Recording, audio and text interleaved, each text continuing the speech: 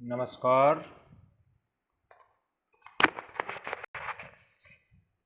आज हम BA part second sociology में वैज्ञानिक पद्धति के सोपान स्टेप्स इन साइंटिफिक मेथड पर चर्चा करेंगे। इससे पहले वाले वीडियो में भी अपने बीए पार्ट सेकंड के सोशोलॉजी के फर्स्ट पेपर में साइंटिफिक मेथड क्या है इसके बारे में चर्चा हुई थी। अब वैज्ञानिक पद्धति को जानने के बाद ये समझना भी ज़रूरी है कि इस पद्धति का उपयोग किस प्रकार किया जाए। सोशल साइंसेज में विशेष रूप से साइंटिफिक मेथड का प्रयोग कैसे होता है। जॉन डेवी ने सबसे पहले अपनी पुस्तक हाउ वी थिंक में थिंकिंग को लेकर विस्तृत विश्लेषण और समस्यात्मक अन्वेषण के बारे में बताया है। हाउ वी थिंक उनकी एक किताब है जिसमें गंभीर चिंतन यानी थिंकिंग के बारे में सविस्तार विवेचना की है। और जॉन डेवी द्वारा अपनाए गए इस मॉडल को F.N. कलिंजर ने फाउंडेशन ऑफ बिहेवियरल रिसर्च में प्रस्तुत किया है। व्यवहारवादी अनुसंधान के आधार स्तंभ फाउंडेशन ऑफ बिहेवियरल रिसर्च। तो डेवी की विश्लेषण को अगर आधार माने तो साइंटिफिक मेथड्स की स्टेजेस इस प्रकार से हो सकते हैं कि मुख्य सोपान कौन कौन से हैं वैज्ञानिक पद्धति के। पहला है कठिनाई एवं समस्या की अनुभूति, प्रॉब्लम ऑब्स्टेकल आइडियाज, यानी प्रेक्षण करते समय किसी भी बात को समझने की उत्सुकता रहती है क्योंकि मानव एक जिज्ञासु प्राणी है और जिज्ञासा तरह तरह की उठती रहती है। और समझने में जब कठिनाई पैदा होती है तो मस्तिष्क घूमता है यानी दिमाग चक्कर खाता है, परेशानियां भी होती हैं और वही समस्या की चेतना की अवस्था है। ये कोई भी हम सोशल सर्वे रिसर्च करते हैं, सामाजिक अनुसंधान अथवा सामाजिक सर्वेक्षण, तो सर्वप्रथम ये समस्या आनी है। डेवी लिखते हैं अपनी पुस्तक हाउ वी थिंक में, यदि कठिनाई की अनुभूति नहीं होती या कोई परेशानी नहीं होती तो ये मान ले कि गंभीर चिंतन प्रारंभ ही नहीं होगा। तो अच्छी समस्या की चेतना अनुभव पर और सत्य के अन्वेषण की प्रेरणा पर ही निर्भर करती है। यानी सर्वेक्षण या अनुसंधान कार्य प्रारंभ करने से पहले वैज्ञानिक पद्धति के अंतर्गत पहला जो स्टेप होगा वो कठिनाई और समस्या की अनुभूति होगा। सामाजिक अनुसंधानकर्ता के मन में अनेकों प्रकार के सवाल पैदा होते हैं और ये कठिनाइयाँ और समस्याएं आती हैं जिससे आगे चलता है। तो समस्या की चेतना होने पर ही जो है समस्या स्पष्ट रहती है। ये एक पहली अवस्था है। फिर वो समस्या को धीरे धीरे समझता है अनुसंधानकर्ता और वो समस्या का स्वरूप क्या है, किस प्रकार से सामाजिक अनुसंधान के क्षेत्र में आगे उसको गति प्रदान करनी है। दूसरा है समस्या का स्पष्ट वर्णन, एक्सप्लेनेशन ऑफ द प्रॉब्लम। समस्या के प्रत्येक पहलू पर गहन चिंतन करने से समस्या प्रकट होने लगती है। कोई समस्या है जब चिंतन करने से स्पष्ट होती है और समस्या को भली भांति स्पष्ट होने पर ही उसके हल के लिए उचित खोज संभव होती है। अतः सामाजिक अनुसंधान करने वाला वैज्ञानिक जो है, सोशल साइंटिस्ट, अपने अनुभवों के आधार पर मनन करके समस्या से संबंधित तथ्यों का प्रेक्षण करता है और समस्या की परिभाषा करता है, यानी कि definition of the problem, identify the problem, obstacle, और फिर definition of the problem. First stage समस्या को परिभाषित करना, वास्तव में क्या चीज़ है, क्या टॉपिक है हमारा, और वैज्ञानिक पद्धति के अंतर्गत ये दूसरा सोपान है। तीसरा सोपान है, इसका महत्वपूर्ण स्टेज है डेवलपमेंट ऑफ हाइपोथेसिस, यानी उपकल्पनाओं का निर्माण, उपकल्पनाओं का विकास। समस्या पर पर्याप्त समय और गहरा चिंतन मनन करने के बाद सामाजिक अनुसंधान करने वाला व्यक्ति उपकल्पना का निर्माण कर सकता है। अब ये उपकल्पना क्या होती है, इसके बारे में सेकंड यूनिट में इसका अलग चैप्टर आएगा आपके सिलेबस के अकॉर्डिंग।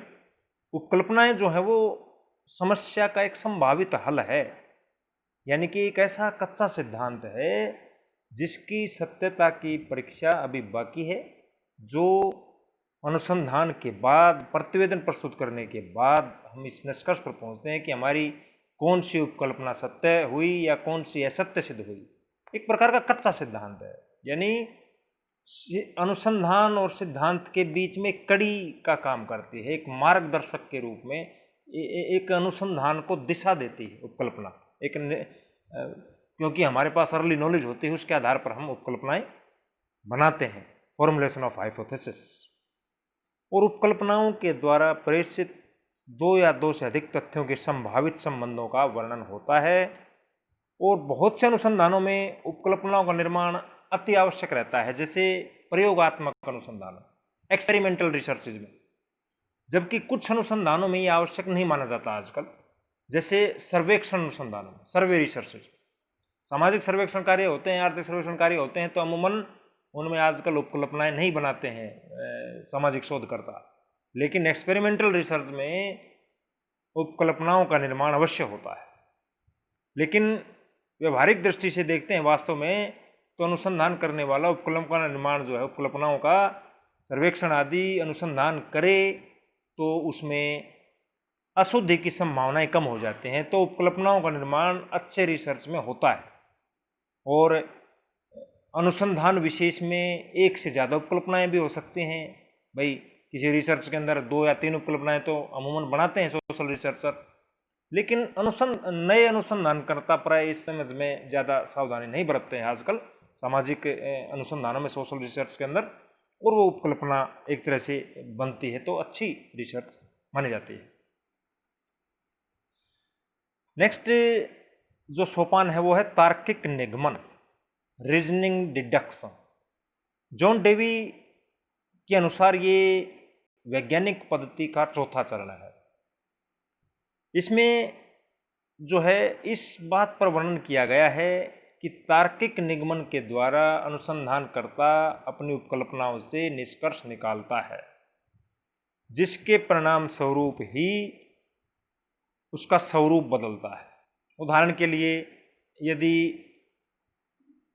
कोई अनुसंधानकर्ता एक बालक की तत्कालीन परिस्थिति में उसकी रिसर्च करता है, जैसे कोई बालक अपराध करता है, जैसे मान लीजिए अपने महाविद्यालय की किसी लैब की खिड़की के शीशों को तोड़ता है, उन पर पत्थर मारता हुआ देखा जाता है, पकड़ा जाता है, तो देखने पर प्रथम दृष्टया क्या आएगा सोशल रिसर्चर की बाल अपराध, जुवेनाइल डेलिक्वेंसी, बाल अपराध के अध्ययन की उत्सुकता पैदा करती है।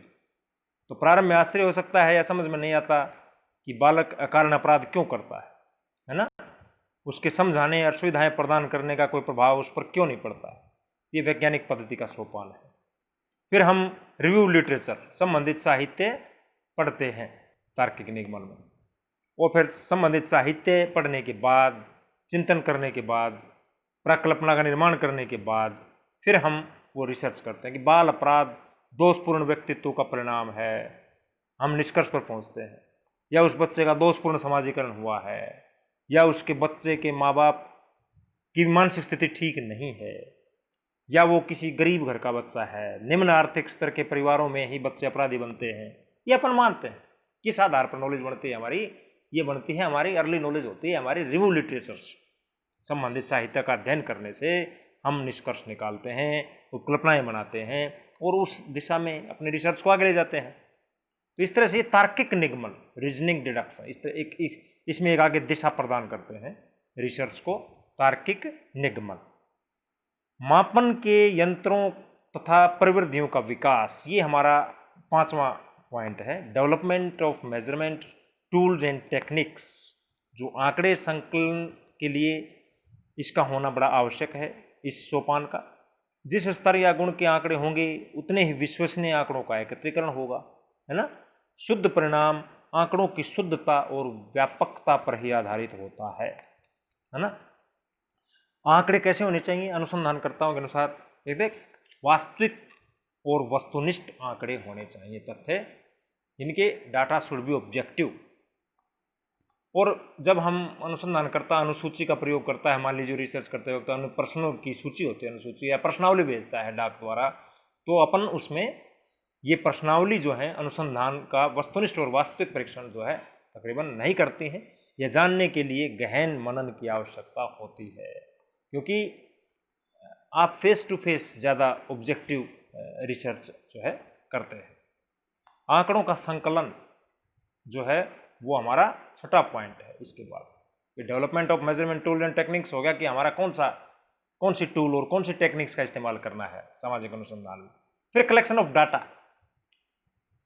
तथ्यों का संकलन, आंकड़ों का एकत्रीकरण। यह ध्यान में रखना जरूरी होता है कि आंकड़ों का संकलन जिस स्तर का होगा उससे श्रेष्ठ स्तर के अनुसंधान या परिणाम नहीं निकल सकते। आंकड़े प्राथमिक और द्वितीयक दो प्रकार के होते हैं। प्राथमिक जो आंकड़े होते हैं, अनुसंधानकर्ता फेस टू फेस, आमने सामने जो है जाकर के वो टॉपिक लेकर के पब्लिक के बीच में जाता है, अध्ययन क्षेत्र में जाता है, जो आपने चुना है क्षेत्र, गांव शहर कस्बा, जो उसके अंदर जाकर के आंकड़ों का संकलन करता है। फिर उसके बाद आता है 7वां जो पॉइंट है इसका, वैज्ञानिक पद्धति का सोपान, आंकड़ों का निर्वचन या विश्लेषण कह सकते हैं, interpretation of the data, analysis of data. Interpretation of data होता है विश्लेषण के लिए आवश्यक प्रविधियों का उपयोग शोधकर्ता के द्वारा किया जाता है और निर्वचन प्रकाश में आए नवीन तथ्यों के संबंधवादी का विवरण सामान्यीकरण होता है। फिर हम आंकड़ों का निर्वचन एनालिसिस करते हैं, उसकी वर्गीकरण करते हैं, बांटते हैं, कैटेगरी बनाते हैं, उसके बाद उसका सामान्यीकरण करते हैं। भाई उपकल्पना सत्य हुई, असत्य सिद्ध हुई, जो भी है उसकी चर्चा हम इसमें करेंगे और उन निष्कर्ष का एक सामान्यीकरण की प्रक्रिया वो होती है जिसमें वो शोध जो है प्रतिनिधि रूप में जो टॉपिक दिया वो सब पे लागू होता है, सामान्यीकरण की प्रक्रिया। और उपकल्पना के परीक्षण से संबंधित निष्कर्ष या आखिर में जो प्रतिवेदन का प्रस्तुतिकरण, कंक्लूजन्स और वेरिफिकेशन ऑफ हाइपोथेसिस, ये हमारी उपकल्पना जो बनाई थी वो सत्य सिद्ध हुई, असत्य सिद्ध। हमारा सामाजिक अनुसंधान का जो कार्य जिस दिशा में चला था, वो जो निष्कर्ष हमने जो सोचे थे वही निकले या कुछ अलग हट करके निकले हैं, इन चीज़ों का परीक्षण इसके अंतर्गत करते हुए ये नव सामान्यीकरण या दो तथ्यों के संबंधों में वर्णन के द्वारा हम प्राकल्पना की संपुष्टि करते हैं या उसको अमान्य कर देने की अवस्था। वो जरूरी नहीं भाई ये मान के चलना होता है, इसके अंदर ये ध्यान देने की बात है कि कोई जरूरी नहीं है कि हमारी उपकल्पना सत्य ही सिद्ध हो, प्रमाणित हो। उपकल्पनाएं असत्य भी सिद्ध होती है ना, कोई आवश्यक नहीं कि उपकल्पना सत्य सिद्ध हो। फिर हम कंक्लूजन निकालते हैं और उसको जो है आगे बढ़ते हैं। तो विज्ञान जो है इस मामले में, सामाजिक विज्ञान जो हमारे हैं वो व्यवहारिक विज्ञान भी हो गया आजकल। व्यवहारिक विज्ञान उपयोगी होता है और सैद्धांतिक विज्ञान जो है जैसे नेचुरल साइंसेज है, ज्ञान बढ़ाता है किंतु उसका उपयोगी होना जरूरी नहीं होता। ये दो प्रकार के साइंस ध्यान में रखने हैं आपको कि दो प्रकार के जो विज्ञान होते हैं, सैद्धांतिक है या विशुद्ध विज्ञान या थ्योरेटिकल या प्योर साइंस, और एक होता है व्यवहारिक अप्लाइड साइंस। तो जो है ना अप्लाइड साइंस को हम जो है इसमें समस्या का हल ढूंढते हैं और थ्योरेटिकल के अंदर केवल हम वो अमूर्त विज्ञान होता है उसमें हल ढूंढने का प्रयत्न जो है नहीं होता। व्यवहारिक विज्ञान के अंदर जो है इसमें समस्या का हल ढूंढा जाता है। और थ्योरेटिकल जो साइंस होती है या जो प्योर साइंस होते हैं ना, जिसको विशुद्ध विज्ञान बोलते हैं, उसमें वैज्ञानिक पद्धति का इस्तेमाल करते हैं हम, और वस्तुनिष्ठ हमारे आंकड़े होते हैं, और केवल ज्ञान की पिपासा को शांत करना उद्देश्य होता है हमारा। किसी समस्या को हल करने का उद्देश्य प्योर रिसर्च के अंदर नहीं होता। प्योर साइंस में रिसर्च की जाती है केवल ज्ञान वृद्धि के लिए, उसके अंदर समस्याओं का हल ढूंढने की कोशिश नहीं होती। हालांकि सुझाव को मानने न मानने वो अलग बात है सरकार का गैर सरकारी स्तर पर।